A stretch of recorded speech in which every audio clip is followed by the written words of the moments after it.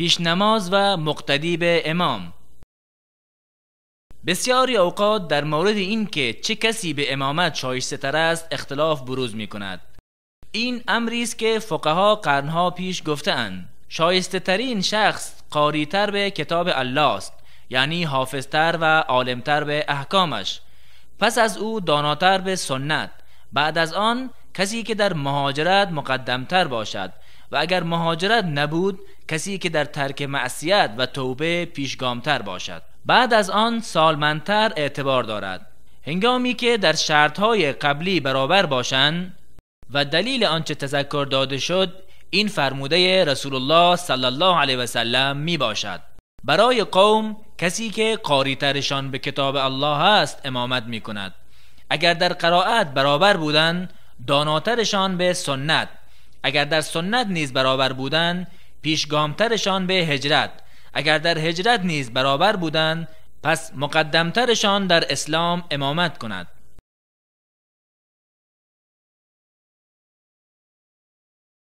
ولی اگر مسجدی امام معینی دارد و یا صاحب خانه امام باشد و یا کسی صاحب امری بوده، پس همان شخص نسبت به دیگران مقدم می باشند، به دلیل فرموده رسول الله صلی الله علیه و سلم: هیچ مردی امامت در حیطه سلطه مردی دیگر نکند و نیز در موضع اعزاز کسی بدون اجازه او ننشیند.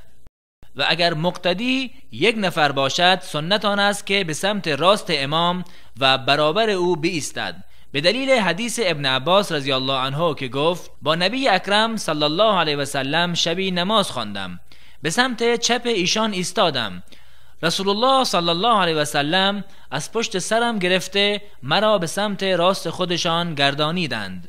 و اگر جماعت 2 تن و یا بیشتر باشند امام در پیشروی و در وسط آنان می ایستد، به دلیل حدیث جابر رضی الله عنه و جبار رضی الله عنه این که یکی از آنان به سمت راست رسول الله صلی الله علیه و سلم و دیگری به سمت چپ ایشان ایستادند. جابر گفت: رسول الله صلی الله علیه و سلم دستان ما را گرفته هر دوی ما را به عقب زدند تا در پشت سرشان ما را قرار دادند. ولی اگر زنان به جماعت نماز بخوانند وضعیت متفاوت است، زیرا سنت آن است که امامشان در وسط آنان بایستد و از آنان پیشتر نباشد، همانطوری که اگر زنی به مردی اقتدا کرد در عقب وی می ایستد و اگر با مردان به نماز ایستاد در عقب صف مردان می ایستند. چنانچه رسول الله صلی الله علیه و سلم فرمودند: بهترین صف زنان آخر آن است و بدترین آن اولش می باشد.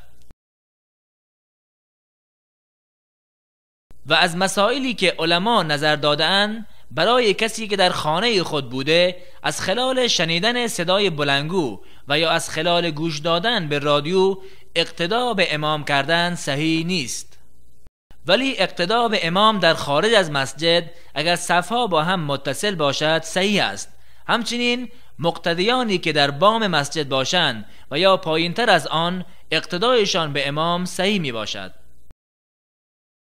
از دیگر مسائلی که نمازگزاران از آن بیشتر میپرسند یکی هم اقتدای کسی که نماز فرضی را میخواند در پشت سر کسی که نماز نفلی میخواند و یا برعکس آن که هر دو صحیح است. به طور مثال اگر کسی نماز عشا را پشت سر امامی که به تراویح ایستاده بخواند صحیح است و عکسش نیز صحیح می باشد نزد بعضی ها. معاذ رضی الله عنه با نبی اکرم صلی الله علیه و سلم نماز میخواند و پس از آن به نزد قومش رفته به آنان امامت کرد.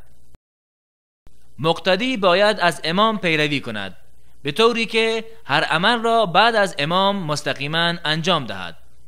به دلیل فرموده نبی اکرم صلی الله علیه و سلم امام برای آن است که از وی پیروی شود.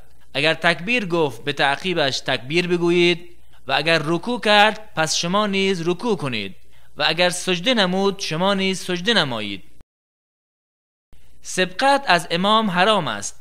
نبی اکرم صلی الله علیه و سلم در این مورد تشدید نموده فرمودند: آیا یکی از شما که قبل از امام سرش را بلند کرد از این بیم ندارد که الله تعالی سرش را سر الاغ بگرداند و یا چهره او را چهره الاغ بگرداند؟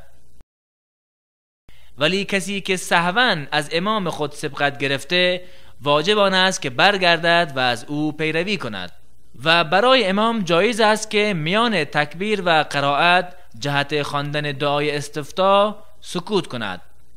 در احادیث سکوت امام میان قرائت فاتحه و سوره بعد از آن ثابت نشده و مقتدی فاتحه را در سکوت‌های امام می‌خواند و امام بعد از پایان قرائت قبل از رکوع نیز اندکی سکوت می‌کند. و هرگاه نمازی از مسلمانی قضا شد و خواست قضای آن را بخواند، اگر نماز قضایی جهری بود آن را به جهر بخواند، هرچند که در روز آن را قضا آورد، مانند این که به نماز صبح بیدار نشد و قبل از ظهر آن را قضایی خواند.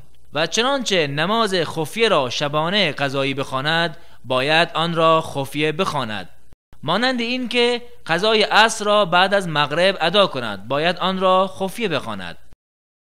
اما نمازهای نفلی سنت آن است که خفیه بخواند، مگر اینکه دلیلی بر جهر خواندنش بوده باشد، مانند نمازهای تراویح و خسوف.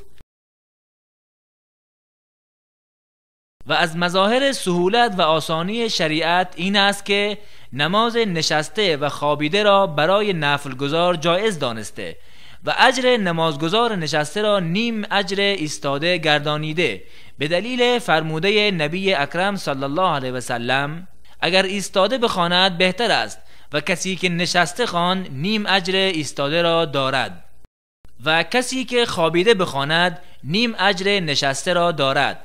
اما در نماز فرضی اگر توان ایستادن را داشته باشد نماز نشستهش درست نمی باشد، اما اگر مسلمان دارای عذری باشد و نماز را نشسته بخواند برایش در این حالت اجر کامل است، به دلیل فرموده رسول الله صلی الله علیه و سلم هرگاه بنده‌ای مریض شود و یا سفر کند برایش اجری مانند آنچه در حالت اقامت و صحتش عمل می‌کرد نوشته می‌شود.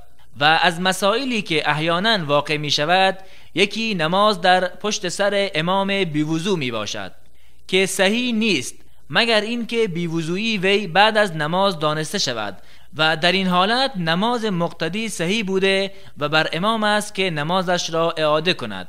هرگاه مقتدی رکوع را با امام دریافت بدون تردید رکعت نماز را دریافته است، زیرا که رسول الله صلی الله علیه و سلم فرمودند کسی که رکوع را دریافت بدون تردید رکعت را دریافته است.